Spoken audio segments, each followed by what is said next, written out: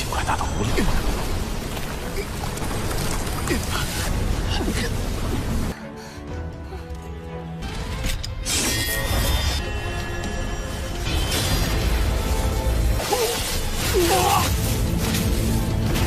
还真未必能找到你。本皇真是要对你……这几人闯入祖地，是要去哪儿啊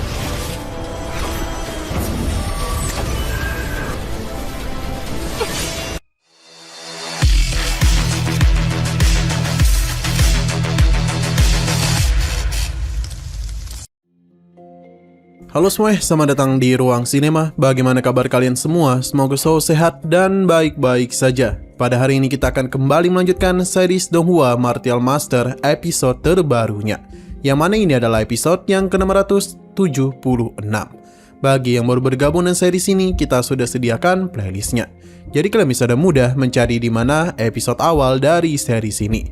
Tapi sebelum kita mulai episode terbarunya, kita akan melihat dulu apa saja yang telah terjadi pada episode sebelumnya, tepatnya pada episode 675.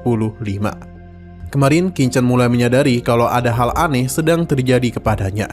Sampai akhirnya dia pun ingat kalau seharusnya jika ingin naik tingkat, harus menghadapi iblis batin. Dengan kata lain, sekarang Qinchan itu sedang berada dalam ujian iblis batin. Pada akhirnya, Qinchan pun berhasil membebaskan dirinya. Ia juga senang karena Jiryu masih hidup. Tapi bukan berarti semua itu akan selesai begitu saja. Pasalnya, Dewa Petir kembali memberikan serangan kepadanya. Qinchan mencoba menahan hal itu, tapi ini terlalu kuat sampai-sampai membuat pedang Qinchan hancur. Walaupun hanya menggunakan pedang patah saja, tapi Qinchan tetap tidaklah menyerah. Ia terus bangkit dan melawan sampai pada puncaknya, ledakan kekuatan muncul dari pedang itu, di mana pedang Qinchan telah mengalami sebuah perubahan. Tidak hanya itu saja, namun Qinchan juga telah mendapatkan skin baru dengan kekuatan yang juga jauh lebih besar dibandingkan sebelumnya. Dan kekuatan yang sekarang Qinchan miliki, Dewa Petir dapat dia kalahkan dengan sangat mudah. Setelah mengalahkan Dewa Petir, Qinchan dapat merasakan kalau kekuatan jiwanya telah meningkat sebanyak 10 kali lipat. Namun benih parasit juga menyerap kekuatan jiwanya. Qinchan takut jika hal itu bisa saja mengendalikan dirinya. Sebelum hal buruk terjadi, Qinchan mencoba untuk menghentikan penyerapan tersebut. Tapi sepertinya ini terlalu sulit. Karena itulah Qinchan harus mencapai keadaan sempurna secepat mungkin. Qinchan berusaha dengan sangat keras, bahkan tubuh fisiknya terlihat mengalami retakan. Meskipun begitu, dia aman-aman saja dan menyelesaikan semua ini dengan sempurna. Tidak itu saja, ledakan kekuatan pun mulai Qinchan keluarkan. Kekuatan itu sangatlah besar dan membuat semua orang di sana terkejut.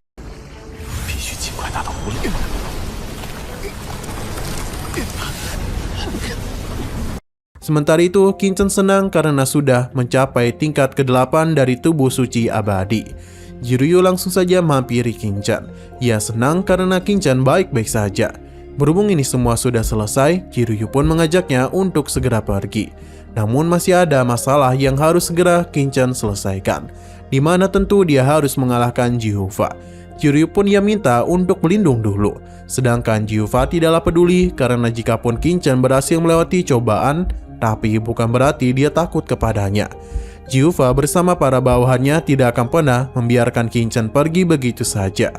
Sebuah formasi langsung digunakan oleh para bawahan Jiufa. Qinchan hanya tersenyum karena sekarang dia akan menghabisi para sampah itu.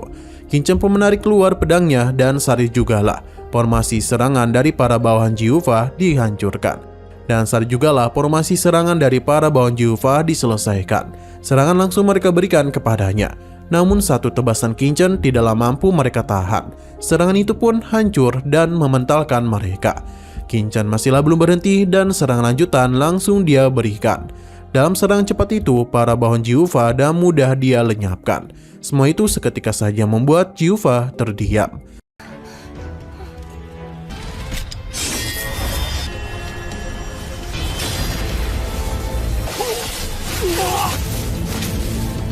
Sedangkan teman-teman Qinchan segera datang untuk menemuinya. Jiufa penasaran siapakah orang-orang kuat itu. Mokara bersama yang lainnya memberikan hormat kepada Qinchan, tapi dia itu kesal karena mereka baru datang. Juva dan yang lainnya pun terkejut karena orang-orang kuat itu adalah para bawahan Kinchan. Mokara menjelaskan kalau Kinchan bergerak terlalu cepat. Untung saja ada dia yang pintar, karena jika tidak mereka itu akan kesulitan menemukannya. Tetua Agung tidak menduga orang sekuat itu hanyalah bawahan dari Kinchan. Kucing gemoy benar-benar senang Kinchan berhasil selamat dari petaka petir surgawi. Ia bahkan tidak pernah berpikir Kinchan dapat mengatasi kesengsaraan Dewa Petir dan juga naga langit. Sementara para tetua akhirnya menyadari kalau keluarga Ji mereka dalam masalah karena orang-orang itu bisa masuk kemari. Karena itulah mereka harus segera pergi meminta pertolongan kepada istana Piao Miao. Tetua Agung segera melakukan pergerakan yang sangat cepat.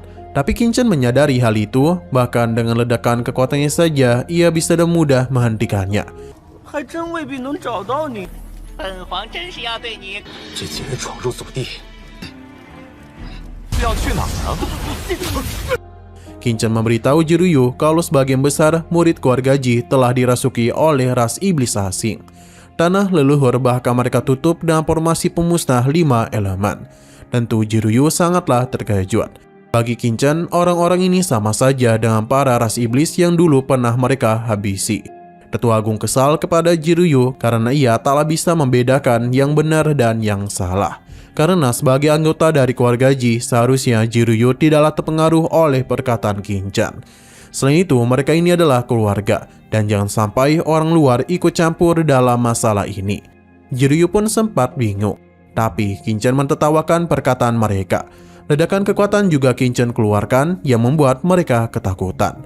Sedangkan Jiryu juga mulai merasakan sesuatu, di mana itu adalah plat peninggalan dari leluhurnya. Seketika saja sebuah formasi besar pun muncul di tempat itu. Ini sepertinya bukanlah serangan yang sederhana, karena bagaimanapun Juva sempat panik. Ia pun meminta mereka untuk segera pergi dan menghubungi bala bantuan, sedangkan dia akan menggunakan segala cara untuk mendapat menahan serangan Jiryu. Tapi Jiryu tidaklah takut dan akan meladeni serangan dari leluhurnya dengan teknik miliknya. Tebasan pedang Jiryu tidaklah main-main. Bahkan serangan andalan milik Juva mampu dia hancurkan dengan sangat mudah, sampai-sampai membuat leluhurnya itu terkejut.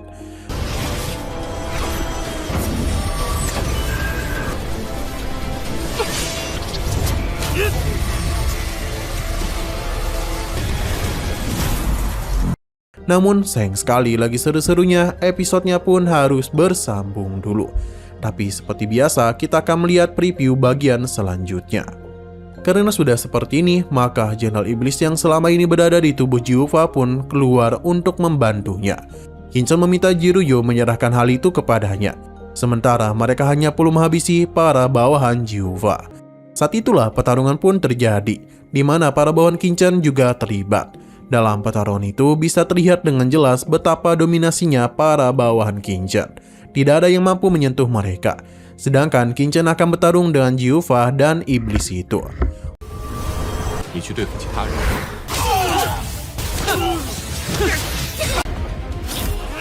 Oke, sekian dulu pada video kali ini. Untuk video selanjutnya akan segera hadir.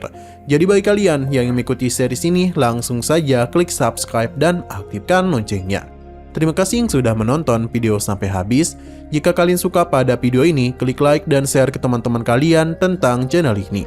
Dan ditunggu aja kelanjutannya. Oke, sampai jumpa di video selanjutnya.